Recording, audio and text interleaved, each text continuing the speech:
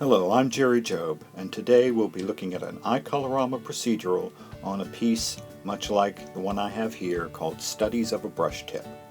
We're going to take a single dab of a brush tip within iColorama and create several different looks from it.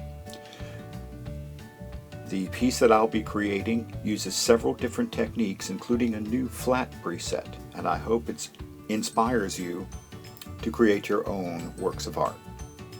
Let's start by creating a single version of my brush tip artwork. I start with a square image, white background, but I need to change that white to a different color so a lineal gradient will actually take on top of that. So I use preset gradient, lay down a color, and then use lineal and rotate it around until I'm happy with it. Then I'm going to add some grunge on top of that. I go to texture grunge, choose one, and then I'm going to change it to overlay blend mode and change the size and the opacity until I'm happy. Then I'm going to lay a couple of light leaks on top of that. I go in and choose texture leak, I choose a light leak, I can change the blend mode to overlay, and then I can pinch to change the size of the light leak on top. I'll then change the opacity, apply that, add a second light leak and do the same thing, but first I'm going to flip it top to bottom and then change the size, change the blend mode to overlay, and change the opacity. This is a pretty intense background, so I'm going to go into adjust exposure and lower the contrast to make it less intense. And then I want a vignette, and I can do that with preset border number 2, and I can adjust the radius and opacity until I'm happy. I now have a background that I like, and I can go on to the brush tip. Rather than use a brush option like paint to create my brush tip, I'm going to use a brush mask. So I start with a white background, then add a preset gradient, then go into brush mask and invert the mask so that the preset gradient is hidden. Then I'll go in and find my brush tip. I'm going to make it as large as possible with the brush size, and then I'm going to go into settings and turn off the manual rotation so it doesn't spin. Then I'm going to use the zoom move to make the canvas even smaller so that my brush tip will be larger. I do my first tap, and that's not quite large enough, so I'm going to remove the brush mask, invert it again, turn the manual rotation on then off again, shrink the canvas farther, and create my brush tip. That looks pretty good to me, so I'm going to apply that. Then, with the brush mask still in place, I'm going to do style flat 20. It's a new one that looks like the Obama Hope posters with red, cyan, and yellow. Using the feature sliders, I can dial in the correct amount of dark, medium, and light. The last feature slider deals with the light parts of the image which have lines across them and the width between the lines. When I have that completed as I like it, then I'm going to save that. Then I'm going to go back through the history to my background, my completed background, and I'm going to reload that. Then I can bring in the butterfly using Effects Blend, and then using the settings, I'm going to drop out the white by using the right end of the gray slider to drop out the white. You can see that it can drop out more than the white, it can start dropping out the yellow, so you have to be careful with it. Then I'm going to rotate it and resize it. There are still some white lines showing up in the corners, so I use the gray slider to get rid of those. And I apply it. Now I'm going to tone the entire thing. I'm going to start with Tone Lab 4. Gives a lot of contrast to it. I'm going to make it a little brighter and then lower the opacity on this Tone Lab just to where I get a little more punch to it. After that, I'm going to go into Style Water. I'm going to make it into a watercolor painting. And I'm going to take the edges, instead of all black or all white, I'm going to make them slightly white. And then I'm going to move the distortion to give the edges kind of a fuzzy look to them. That really makes the water stand out.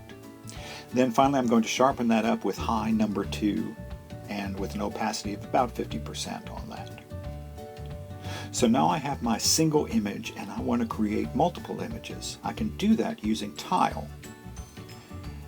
I use tile option number 2, and using the size slider I try and get it so that there are exactly 4 images in there. Then I'm going to have to use a mask to target each of the 4 images to make changes to each one. Let's create a quarter mask, a mask which reveals only exactly 1/4 of the screen. I start with a white background, overlay it with a black background, and then using a shape mask, rectangle shape mask, and the half screen option, I get half black, half white. I save that off. I can now remove the mask since I no longer need it. Then I use Effects Blend to bring in the half white and half black on top of this image. And then I can rotate it so that the white covers only the bottom half of the screen, and then a blend mode of screen will reveal only the top right quadrant. Since I will save that off, and then since I haven't applied, I can rotate it around so that I can just reveal the bottom right quadrant. Now that I have my 4 masks, I'm going to go in and use them to target each of the 4 images and make color changes to each of them. I'm going to start by going into the mask and picking up the upper right. Then I'm going to go into Form Mirror and swap it left to right.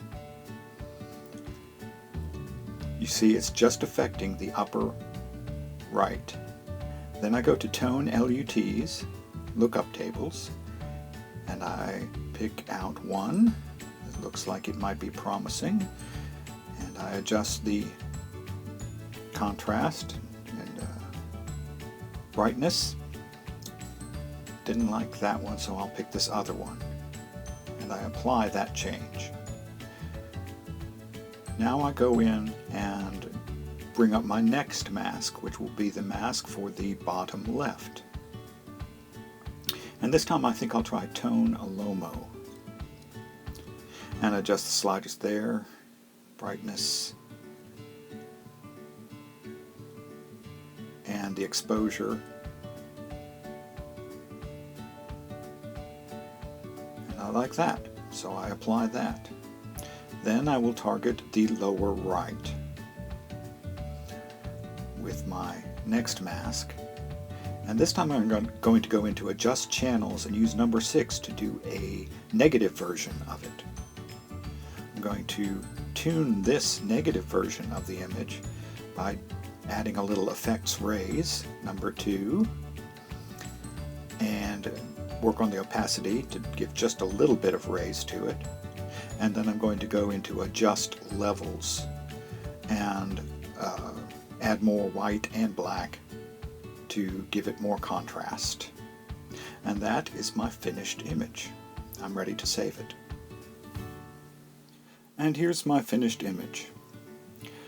I know I went through this fairly rapidly, but there was a lot to cover, including the new flat presets, the creating of quarter masks and masking in each of the tiles that were created using the Format Tiles command, and the various color changes that I was able to do. But I hope it showed you that you can create interesting images just by a single brush stroke in iColorama. Until next time, enjoy.